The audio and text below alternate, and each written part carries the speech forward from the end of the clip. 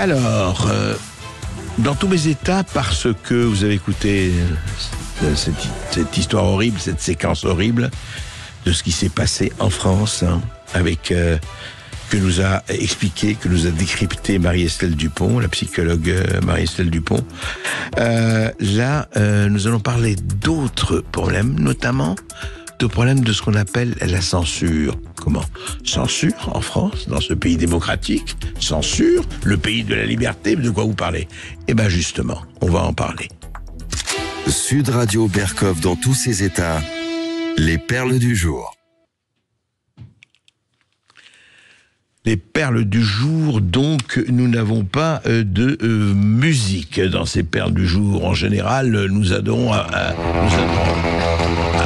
voilà, je me disais, mais où elle est ? Mais Julien, il est resté, le taxi était en panne, mais là, ça y est, ça redémarre. C'est très bien.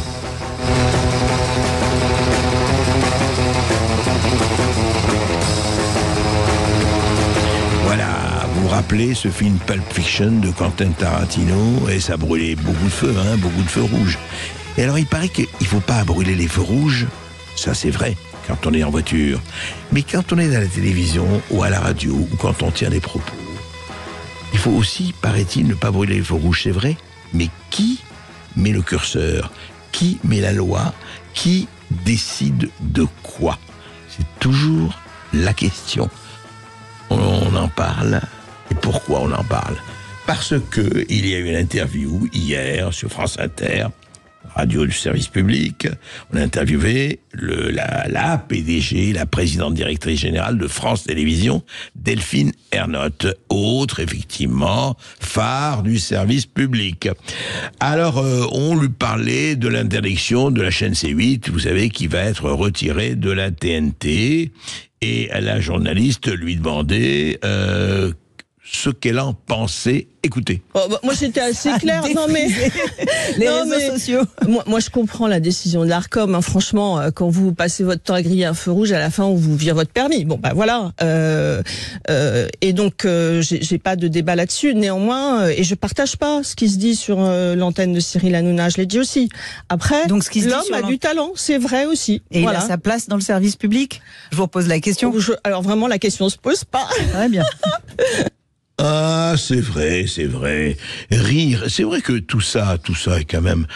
On peut rire. Et alors, j'aime beaucoup cette expression quand même de Delphine Ernotte qui demande quand même un certain nombre de commentaires, qui amènent, qui provoquent, je dirais. Vous dites, chère présidente, que quand on grille les feux rouges, on vous retire votre permis. Tout à fait. Mais alors, est-ce qu'une parole prononcée équivaut à une embardée, plus qu'une embardée, à un accident ? Des propos dits dans tel ou tel, effectivement, média, qu'il soit audiovisuel, écrit, exigent telle ou telle sanction et interdiction. Certes, s'il s'agit d'appel à la haine, de racisme, d'appel à la discrimination, etc., très bien. Mais dites-moi qui décide de quoi ? En l'occurrence, qui décide de quoi ? Par exemple, vous dites, effectivement, quand on grille le feu rouge. Alors, j'ai une question, on aurait pu vous la poser à France Inter, puisque ça s'est passé à France Inter. Et je parle de France Inter, mais je parlerai d'autres émissions du service public, où quand il y a eu un attentat, on disait que c'était... Oh, pratiquement, c'était Roméo et Juliette, ou alors c'était West Side Story, où il y avait eu un jeune de 16 ans qui avait été massacré au couteau, vous vous rappelez ? Eh bien, oui, mais là, il n'y a pas eu de problème. Il n'y a pas eu de réaction. Il n'y a pas eu de sanction, pratiquement. Et quand, dites-moi, à France Inter, par exemple, quand on chante, je veux bien Jésus, Jésus est pédé, une chanson comme ça, chantée devant un public et tout, très bien, Jésus est pédé. Oui, non, on ne grille pas les feux rouges, c'est la liberté d'expression. Mais justement, et il est là le problème, et il nous concerne tous, et il vous concerne tous, citoyens. Qui décide de quoi ? qui décide que là, telle ou telle chaîne, tel ou tel organe a franchi les limites et doit être sanctionné. Et ça va jusqu'à l'interdiction, parce que interdire la chaîne TNT, c'est une interdiction. Qui choisit quoi ?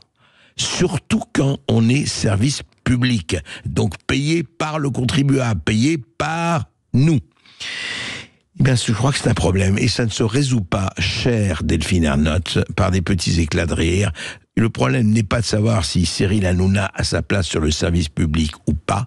Le problème est de savoir qui, selon que vous soyez puissant ou misérable, les jugements oraux vous rendront blanc ou noir, et les paroles vous rendront coupable ou pas. Voilà, il est là, et ça s'appelle effectivement l'attention, la liberté d'expression. Et je rappellerai toujours que la liberté d'expression ne s'use que si l'on ne s'en sert pas. Sud Radio Berkov dans tous ses états. Quand la femme est triagée, toutes les femmes sont outragées, les hommes les ont rejetées dans l'obscurité. Elle ne prend jamais la parole, en public ce n'est pas son rôle. Elle est craintive, elle est soumise, pas question de lui faire la bise. On lui a appris à se soumettre. Eh oui, vous connaissez les merveilleuses chansons La femme grillagée de Pierre Perret. Et tellement d'actualité, hélas d'actualité. Et encore, Pierre Perret l'a écrit bien avant le 22 août dernier. Le 22 août dernier, une nouvelle loi, on en avait déjà parlé ici, a été promulguée par le régime taliban en Afghanistan pour promouvoir la vertu et prévenir le vice, entre guillemets, dans la population.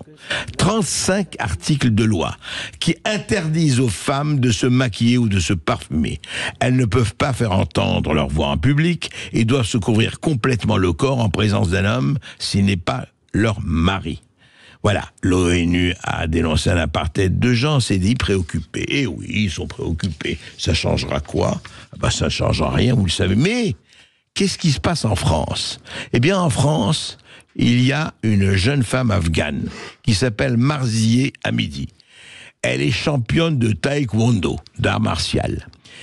Marzieh Hamidi est réfugiée en France. Eh bien, depuis quelques jours, elle est menacée de mort et de viol par mail, par message, etc. Écoutez. Je connais ton adresse à Paris. Attends un peu que je te retrouve. Attendez la vidéo de quand je la violerai. Tu es mon actrice porno préférée. Voici les menaces que reçoit la taekwondoïste afghane Marzieh Hamidi depuis plus d'une semaine pour avoir dénoncé le pouvoir taliban en Afghanistan. La jeune femme de 21 ans, réfugiée en France depuis 2021, avait pris la défense de celle qu'elle appelle ses sœurs afghanes en lançant le mot dièse « Let us exist », laissez-nous exister, accompagné d'une vidéo massivement partagée sur les réseaux sociaux. Je me sens un peu comme à Kaboul lorsque les talibans sont arrivés. C'est comme s'ils avaient pris le pouvoir sur ma vie ici aussi. Comment est-ce possible qu'à Paris, dans le pays des droits de l'homme, je doive me cacher tout simplement parce que je défends les femmes de mon pays? Je ne savais pas que m'exprimer comme cela, lutter contre le terrorisme, m'habiller à l'occidental, allait mettre ma vie en danger. Voilà, c'est une vidéo du Figaro, du journal Le Figaro, bien sûr. Voilà, et oui, comment est-ce possible ? Comment est-ce possible qu'à Paris, quelqu'un qui arrive et qui dénonce le sort des femmes afghanes se fasse harceler, menacer de mort, et peut-être quelquefois, vous le savez très bien, on n'a pas attendu, hélas, pour que certains passent à l'action. Donc on peut vraiment se poser la question et de savoir au fond, vous voyez ce que je veux dire, chère Delphine Ernotte, et je reviens à Delphine Ernotte, c'est ça aussi griller des feux rouges, c'est ça ici qui fait faire attention, ça c'est la liberté, ça ce n'est pas de la liberté d'expression justement, ça ce sont les appels à la haine, ça ce sont les appels au racisme, ça ce sont les appels à la mort qu'il faut censurer, hein. C'est ça qu'il faut censurer, et non pas tel ou tel saillie d'un comédien plus ou moins inspiré. Sud Radio Berkov dans tous ses états. Faut vous dire, monsieur, que chez ces gens-là, on ne pense pas. On ne pense pas. C'est chez gens-là. Et oui, vous savez, hier, on parlait de la lecture un peu laborieuse du député LFI Sébastien Delogu. qui a été effectivement moqué. Mais le problème n'est pas là. Le problème, c'est que on disait oui, et c'est vrai qu'il y avait un problème. Il se trompait dans les chiffres, etc. C'était au moment de la commission des finances.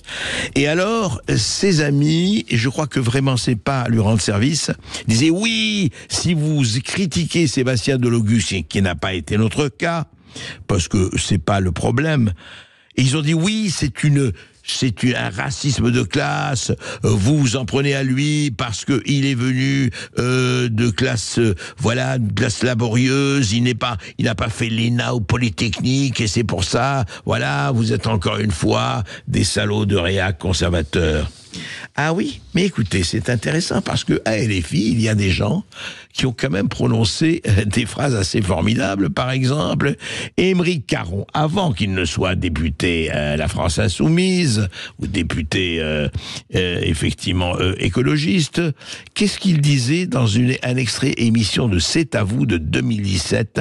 Écoutez. Le citoyen inculte et irresponsable n'aura plus voix au chapitre. C'est une drôle de démocratie, ça, quand même. Qui décide, qui est assez cultivé, et responsable pour avoir le droit de voter ? La société, exactement comme notre société aujourd'hui décide de qui peut être médecin, qui peut être avocat.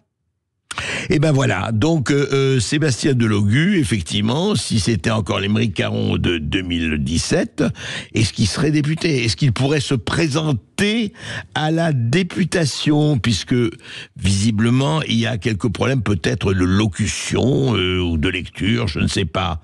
Mais c'est formidable, parce que là, on dit, ouais, bande de salauds, etc. Et Jean-Luc Mélenchon, quand même, Jean-Luc Mélenchon, qui lui aussi a dénoncé cette espèce de lamentable mépris de classe.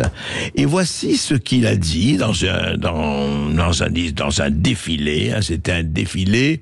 Une réponse, c'était, vous savez, il y avait des policiers en mai dernier qui avaient interrogé Mathilde Panot, autre députée LFI, et il se retrouvait dans une manifestation.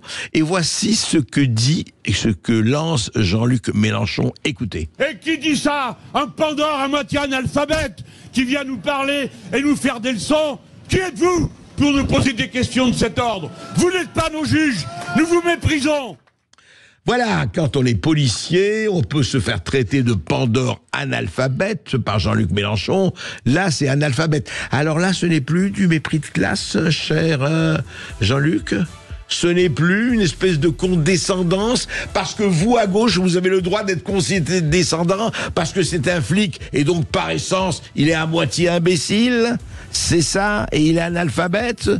Alors, en revanche, quand c'est quelqu'un de chez vous, ça devient du mépris de classe. Allons, apprenons un peu à raison garder et non pas des raisons exposées.